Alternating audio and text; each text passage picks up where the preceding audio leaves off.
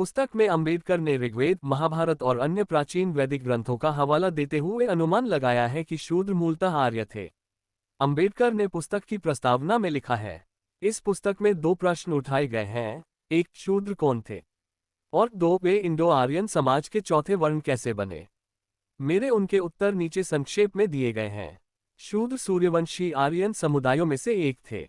एक समय था जब आर्य समाज केवल 3 वर्णों को मान्यता देता था, अर्थात ब्राह्मण, क्षत्रिय और वैश्य।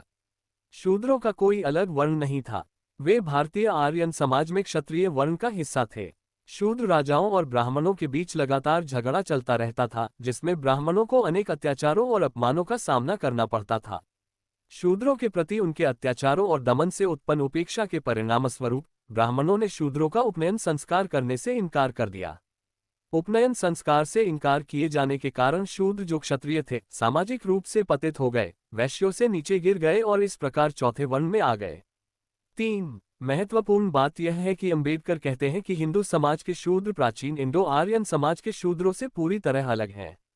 आम गलतफहमी की दोनों वंश के संदर्भ में संबंधित है, इस तथ्य से उपजी है कि लोगों का मानना है कि शूद्र शब्द का हिंदू और इंडो आर्यन अर्थ एक ही है, जब वे वास्तव में भिन्न हैं। 4, इंडो आर्यन समाज में ये शब्द लोगों की एक विशेष जाति को संदर्भित करता है, जबकि हिंदू समाज में ये शब्द शिथिल रूप से निम्न सामाजिक स्थिति वाले व्यक्तियों पर लागू होता है, जिन्हें असभ्य माना जाता है। 4, अंबेडकर का दावा है कि हिंदू अर्थ में शब्द का प्रयोग गलत है, क्योंकि यह उन्हें गलत तरीके से इंडो आर्यन समाज के लोगों और संस्कृति से जोड़ता है, जिन्होंने गलत काम किए, जैसे ब्राह्मणों को अपमानित करना। 4, अंबेडकर ने आर्यन जाति सिद्धांत पर भी चर्चा की है और पुस्तक में इंडो आर्यन आक्रमण सिद्धांत को खारिज किया है। 5, 6, अरविंद शर्मा के अनुसार अंबेडकर ने आर्यन आक्रमण सिद्धांत में कुछ खामियां देखी, जिन्हें बाद में पश्चिमी विद्वानों ने स्वीकार किया।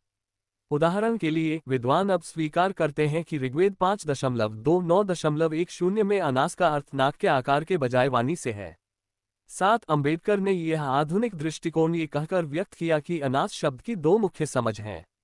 पहला, प्रोफेसर मैक्स मूलर द्वारा अनासा पढ़ा जाता है और इसका अर्थ है चपटी नाक होना या नाकी न होना।